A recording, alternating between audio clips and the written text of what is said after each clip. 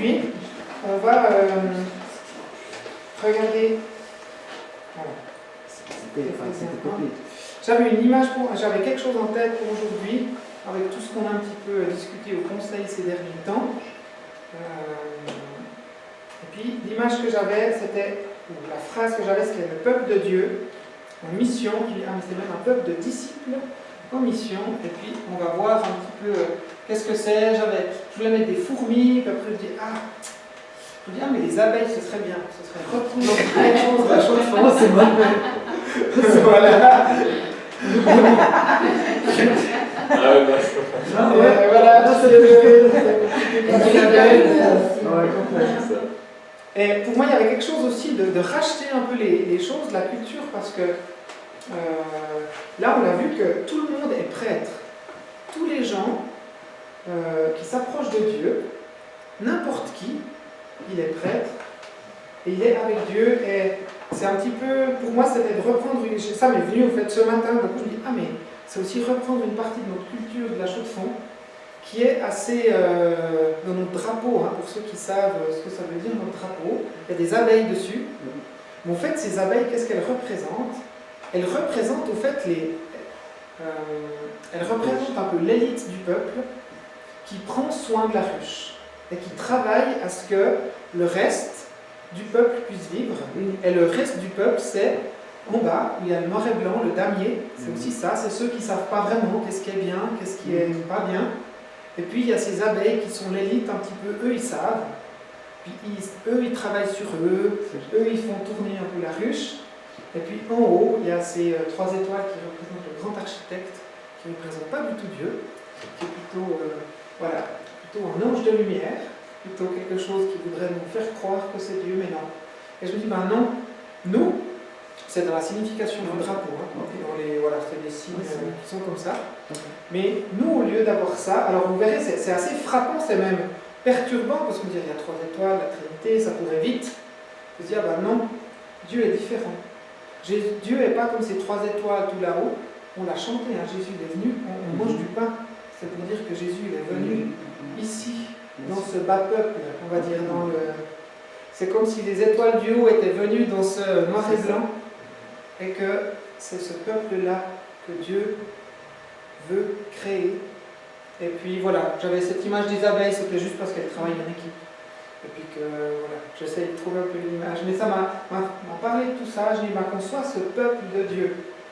Et cette idée du peuple, pour moi, elle est importante parce que le peuple, c'est aussi un peu les gens qu'on méprise, un peu les gens du peuple. Des fois, on pourrait dire, mais ça, c'est des gens du peuple. Des fois, on peut entendre, c'est des quartiers populaires, voilà.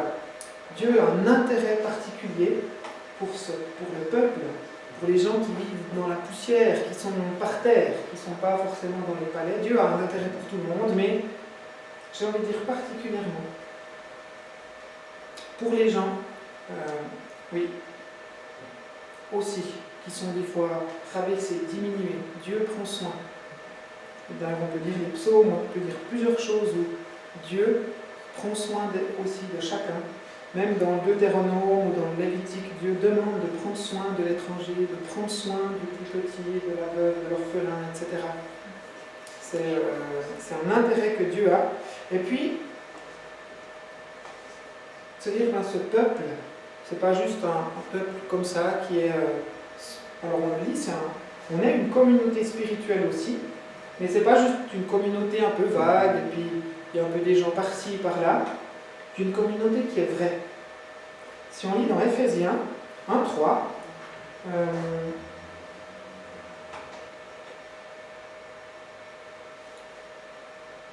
voilà, où Dieu, je vais prendre celle-là, dans Éphésiens 1, voilà, 1:23, l'Église est le corps du Christ.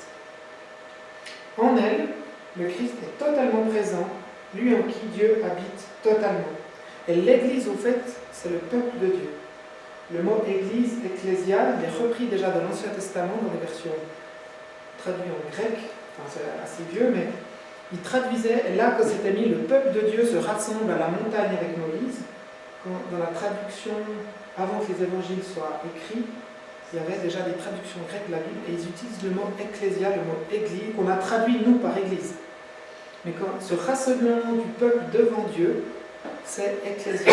On est aujourd'hui encore ce peuple de Dieu, et si on lit, par exemple, la lettre aux Éphésiens aussi, où Paul va parler des Juifs qui étaient normalement, eux, uniquement le peuple de Dieu. Mais ce que Jésus fait, c'est que ce peuple de Dieu, Dieu ajoute les non-juifs, nous. Et c'est ça. Et Dieu se constitue un peuple qui vit ensemble. Et c'est, je l'ai déjà dit, mais c'est à la manière dont on vit ensemble, c'est ce qu'on a travaillé les derniers 6 mois, c'est la manière dont nos relations, comme on vit nos relations, on verra qui est Dieu, on verra le caractère de Dieu. Voilà. Alors ce peuple, c'est un groupe des personnes qui vivent ensemble, c'est cette ecclésia, et puis c'est un peuple de Dieu qui appartient, c'est le peuple de Dieu. C'est pas le peuple de Jean-Pascal, de Michael, mais c'est le peuple qui appartient à Dieu. Et c'est toujours important. La louange, je pense que c'est des bons moments, des temps de chant, aussi ensemble, pour se dire, oui, ensemble, chacun individuellement, mais aussi ensemble, on appartient à Dieu. Et on est unis ensemble, on appartient à Dieu lui-même, on est ses disciples. Jésus a montré aussi ce que c'était, appartenir à Dieu avec ses disciples. Et puis, le peuple de Dieu a une mission commune. Vous savez ce que c'est? C'est de montrer qui est Dieu, ensemble. Pas juste chacun tout seul dans son aussi. On est fait à l'image de Dieu tout seul, mais ensemble. C'est prévu qu'ensemble, on montre, on soit témoin, on soit fait à l'image de Dieu, à la manière dont on est les uns avec les autres. Et si on lit Paul, on verra que c'est un des plus grands défis. Et si on connaît un peu les relations humaines, on sait que les relations sont un des plus grands défis. Mais je pense que ça peut être une des plus grandes victoires, d'oser vivre ces relations. C'est ce qu'on a creusé dans l'intégrité un peu les dernières fois. Mais il y a un peuple que Dieu veut faire, un peuple que Dieu a choisi. Et en Jésus, chacun est choisi. Chacun, Dieu appelle chacun. Dire tu es la bienvenue, tu es la bienvenue, tu es bienvenu. Dieu nous choisit particulièrement comme ses enfants. Et après nous, peut-être qu'on peut y répondre ou pas. On peut dire non, ça ne m'intéresse pas, plus tard. Ah mais non, voilà, Jésus, non, pas trop. Eh bien, Jésus est cette porte d'entrée qui nous amène dans le peuple de Dieu. Un peuple de disciples. Alors voilà, c'est un petit peu défiant. Mais je me dis, ah ouais, tiens, Jésus, il a fait des disciples. Il a dit, voilà, il a choisi des gens aussi, il les a appelés à être ses disciples. Or, il en a 12, mais après, il en a encore bien plus. En fait, ce qui est intéressant avec Jésus, c'est que très rapidement, il les a lancés dans le bain. Jésus l'a déjà très peu baptisé, c'est ses disciples qui le faisaient. Voilà.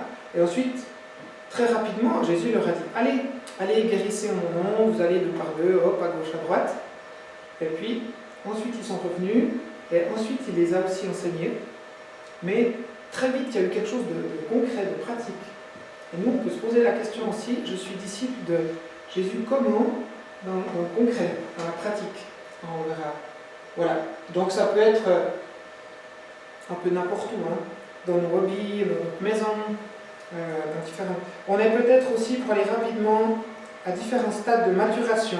Ça aussi est important aussi de se dire on est un peuple, mais peut-être qu'on est tous dans des domaines de nos vies à différents stades de maturation. En fait, Sandrine, par exemple, elle a, je sais pas, peut-être dans les relations, tu es super mature. Alors pour moi, ce sera bien de venir vers toi, de dire, comment tu fais?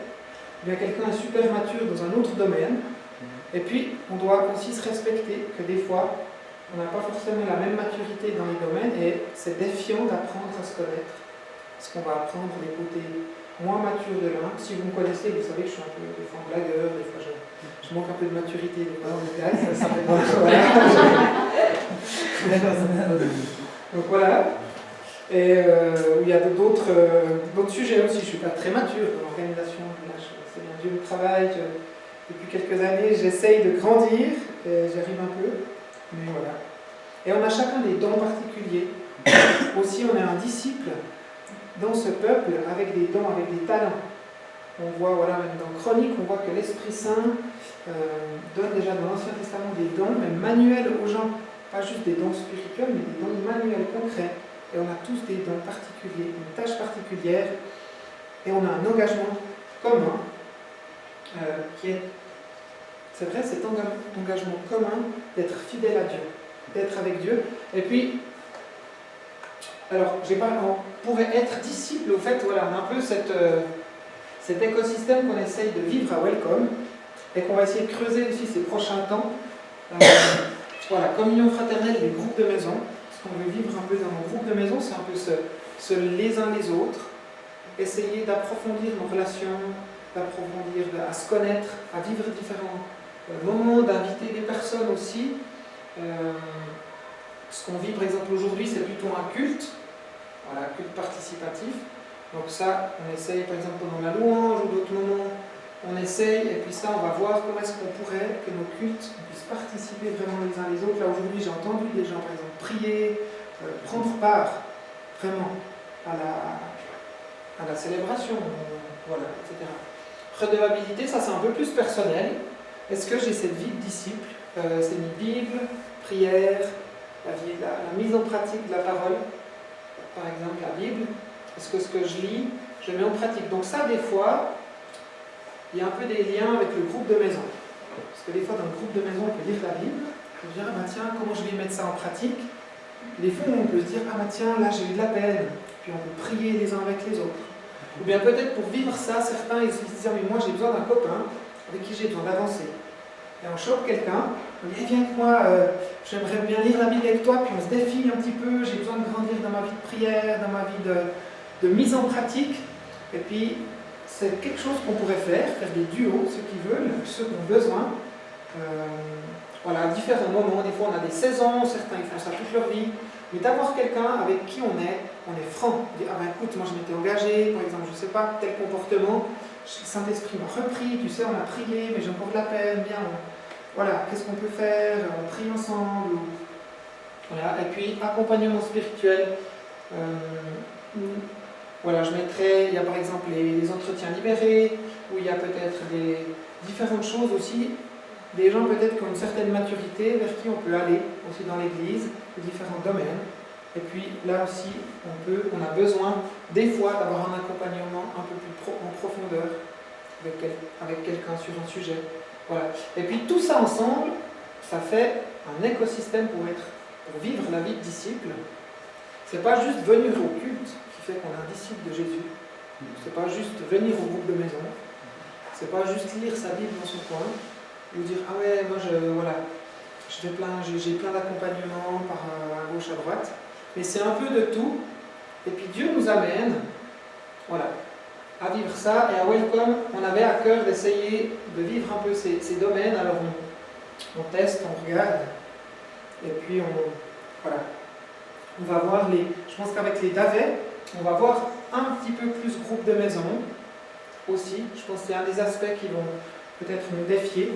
On verra aussi avec eux cette vie de disciple. Et puis, alors, cette église ou ce peuple de disciples en mission, Jésus il a dit allez, et c'est quelque chose qu'on veut vivre à Welcome, c'est d'aller. C'est pas évident, hein. Souvent à l'église on dit venez à l'église, et on a parfois, pas tout le temps, on a un peu que ce discours, venez, mais ce qu'on cherche à faire, typiquement quand on prend l'apéro dehors, ou quand on fait quartier libre, ou peut-être individuellement, on veut aller. Jésus nous dit d'aller, alors on va chez les gens, là où Dieu nous amène. Peut-être qu'on ose sortir. Et c'est un peu un changement de façon de faire dans l'église aussi. On essaye, on était très stimulés à M4 avec ça. Et nous qui nous a plu, toute l'équipe, et qu'on veut vivre encore aujourd'hui. Chacun là où il est, oser d'aller vers les gens qui ne connaissent pas Jésus, en sachant qu'on est ambassadeur et que qu'est-ce que Dieu tu veux faire? Comment je peux partager ce que tu m'as mis, peut-être mes dons, mes qualités, tout ce que je vis à l'intérieur, comment de moment je peux le partager d'une manière simple, quelque chose qui vient de l'Esprit de Dieu. Voilà. Donc à l'hiver, ça peut être nos amis, ça peut être dans notre maison, quelqu'un de notre famille, à notre travail, notre hobby, une action sociale, etc. Ça peut être des endroits où Dieu nous dit d'aller. Et puis là, peut-être c'est aussi important d'avoir une oreille ouverte vers Dieu. Il y avait un post dimanche dernier. J'écoute comme un disciple, recevoir les paroles pour bénir quelqu'un. Chaque matin, c'est dans Ésaïe 50. c'est un petit peu ça, c'est important d'avoir cette oreille, dire mais Seigneur, c'est où? C'est comment? Puis Dieu, des fois, il est très précis, hein. Des fois, il dit ta mission, c'est à ton travail, c'est ça. Sois fidèle dans les choses. Puis si on ne sait pas, on peut lire les évangiles, Jésus donne des choses, hein. Sois fidèle dans les petites choses. Il y a différents aspects comme ça. Pour être témoin, comment est-ce qu'on peut faire? Et puis c'est des choses dans lesquelles on va un petit peu être défié. Une église en mission, voilà, ça on l'a dit, donc il y a un peu la...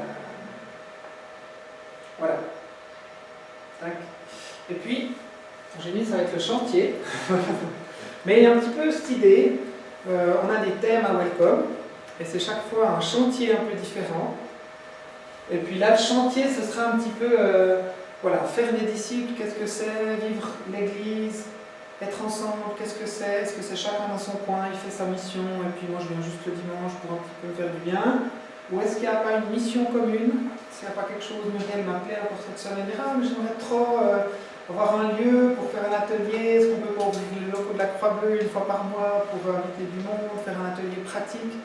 Je dis, ah ben ça ce serait bien d'avoir peut-être, faut en parler, et qu'on ait peut-être tout d'un coup une mission commune, peut-être qu'il y a quelque chose qui se vit, j'en sais rien. Je dis, ah mais moi j'ai su ça sur mon cœur depuis un moment. De dire, mais tiens, il y a quelque chose que Dieu est peut-être en train de connecter, je ne sais pas, et on veut prier pour ça. Et puis ce qu'on va travailler avec les Davets, ce sera aussi cet espace-là, de mission commune. Qu'est-ce qu'on va pouvoir faire? Alors on verra aussi avec eux pour adapter, mais qui fait quoi? Et puis, donc voilà, peut-être qu'on va être défié, dérangé, bousculé. Quand on bâtit une maison, on remue un peu la terre au début. Mais souvent, il faut avoir l'image qu'après, ce sera remis, ce sera joli. Et puis, mais on sera aussi construit, encouragé, solidifié. Et puis, voilà, on vous propose de marcher ensemble, s'engager ensemble avec Jésus et de vivre ce peuple de disciples en mission, qui est un bon défi. Hein. Et puis, je pense qu'une chose, voilà, qu'on peut garder, c'est cette simplicité et cet engagement à écouter Dieu, à dire ok, le Seigneur m'a dit une chose, est-ce que je le fais jusqu'au bout, à quoi je m'engage?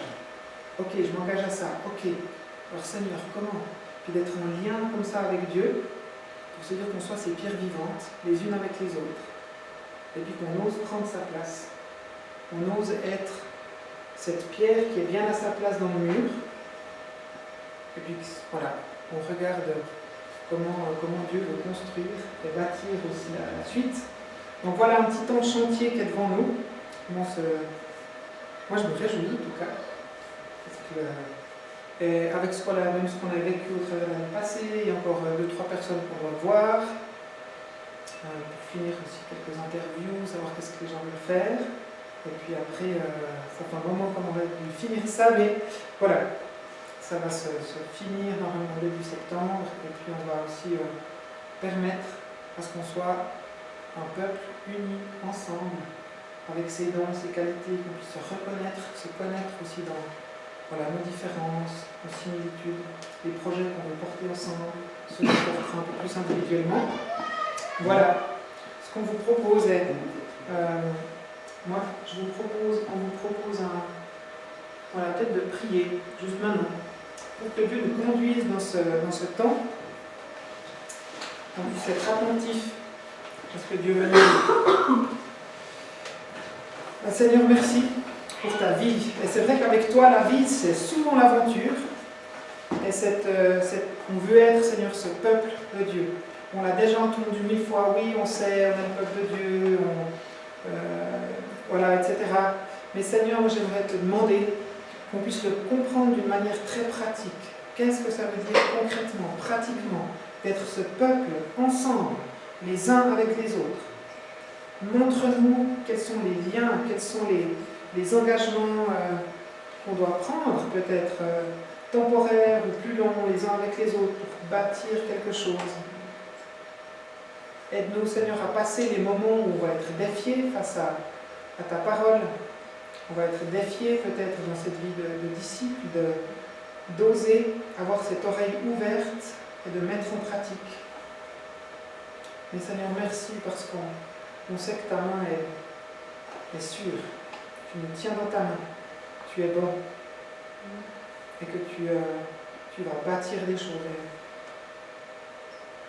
Seigneur, on veut bénir cette ville. On veut bénir les endroits où tu nous places. Seigneur, merci. S'il y a quelques personnes qui aimeraient prier pour ça, pour cette étape, peut-être qui est devant, pour un lieu de... Voilà, pour cette mission, peut-être que Dieu met à cœur à Welcome ou à des groupes ou cette construction-là. Je propose que quelques personnes puissent prier aussi.